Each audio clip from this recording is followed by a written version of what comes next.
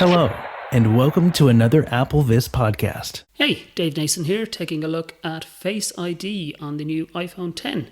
So Face ID, of course, has replaced Touch ID on the iPhone on this particular model. And a lot of people are out there wondering how Face ID is going to work and maybe how it's going to work for those of us who use VoiceOver. I have already set it up when I was setting up the phone earlier today, but I'm going to go through the process of setting up Face ID again to just show you how easy it actually is. I'll also take a quick look while I'm here at the general settings for Face ID, which are actually quite similar to those you'll see for Touch ID, and a few extras thrown in there as well. So let's go through the list of settings first, and then we'll move on to how easy it is to set up Face ID and record your facial details. So I'm going to swipe right. Face ID and passcode, heading. So we're at the heading. Use Face ID for, heading. Use Face ID for iPhone unlock, on. Double tap to toggle setting. iPhone unlock, and I have that switched on. Apple Pay, on. Double Apple tap to Pay, toggle setting. again I have on. iTunes and App Store, on. Double tap to toggle setting. iTunes and App Store. Safari autofill, on. Double tap to toggle setting. Safari autofill. So these are all going to be familiar from Touch ID. The same things you could use Touch ID for, you can use Face ID for. It's a direct replacement. Other apps, two apps, button.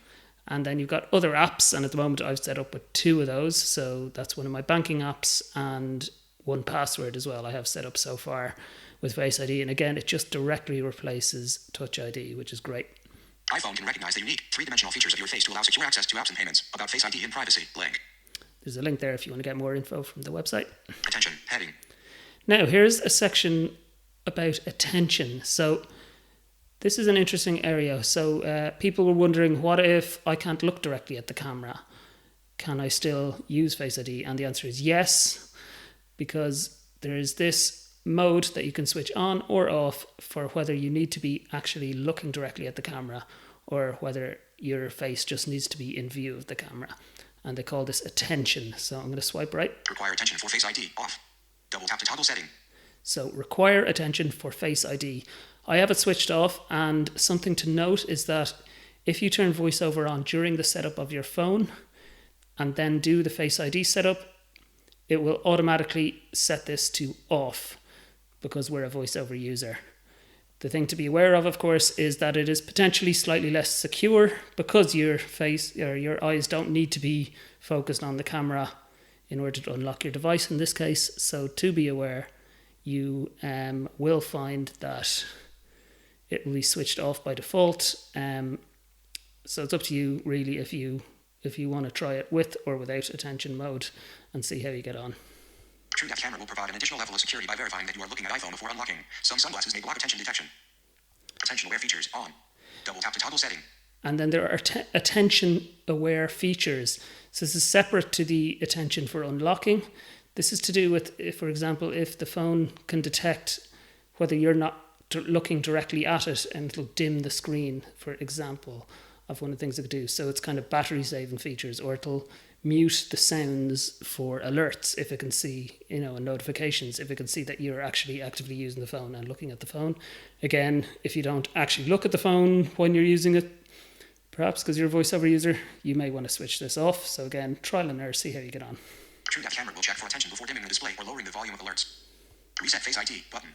And then at the bottom, I've got my reset Face ID.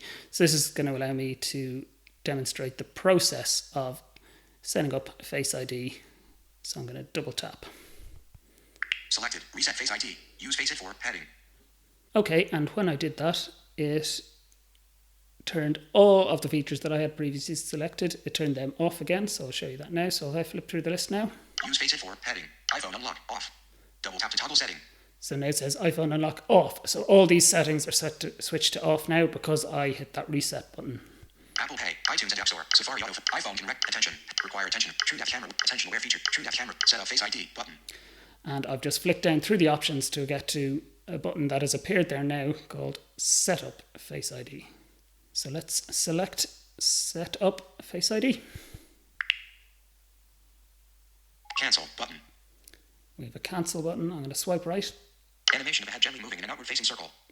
So it told me that there's an animation of a head inside a circle. How to set up Face ID, heading. First, position your face in the camera frame, then move your head in a circle to show all the angles of your face. So it'll ask you to place your face in the camera frame and move your head around, and it will give us guidance to make sure that we actually know as a non-visual user whether or not we're in frame. Get started button. So I'm going to hit get started. Get started. Position your face within the frame. Heading. Move iPhone a little higher. So you heard the instruction there.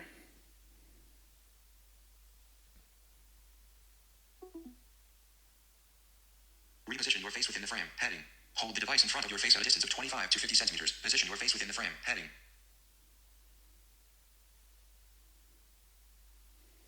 Head position correctly. Starting first scan. Move your head slowly to complete the circle. Head 25, 38% completed. 50% complete. 62% completed. 75, 88% complete. 100% completed. First Face ID scan complete. Heading. So that's the first one complete. So it took me a moment to position the phone. I just moved it up a little, to the left a little, until it told me, yes, you're in the frame.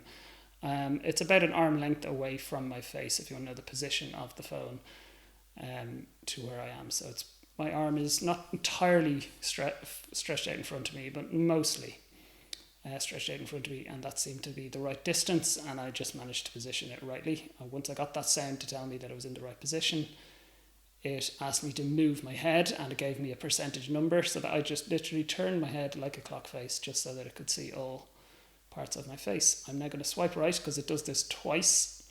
Continue button. So I'm going to hit continue and do the same thing again. I haven't moved the phone, so I should find it a little easier this time. Continue. 12%, 25% completed. 38% completed. Reposition your face within the frame. Heading. Move your head slowly to complete the circle. Heading. 62% completed. 75% completed. 88% completed. 100% completed. And we are done. Face ID is now set up. Heading. Face ID is now set up. Done. Button. Done. Button. Done. Reset Face ID. Button. And I hit the done button, and now that button is now back to saying reset Face ID. So that's how easy it is to set up Face ID on the iPhone 10. Once you manage to get your head in the frame, that's probably the trickiest part, but it does give you some guidance to help you do that.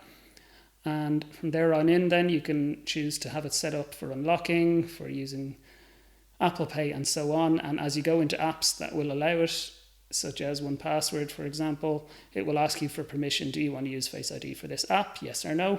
And that's all you need to worry about. So it's pretty easy to set up, and so far I've been finding it relatively easy to use. I think the trickiest thing I've been finding about using it is maybe I need to hold the phone a little further away from my face than I would have naturally before. So that's something to kind of be aware of, and it's sort of a behaviour I need to adapt. But for the most part, it's been pretty accurate so far, but it's only the first day, so we'll see how we get on with it. But I think it's going to be a good addition, and hopefully I'll be just as happy with it as I always was with Touch ID.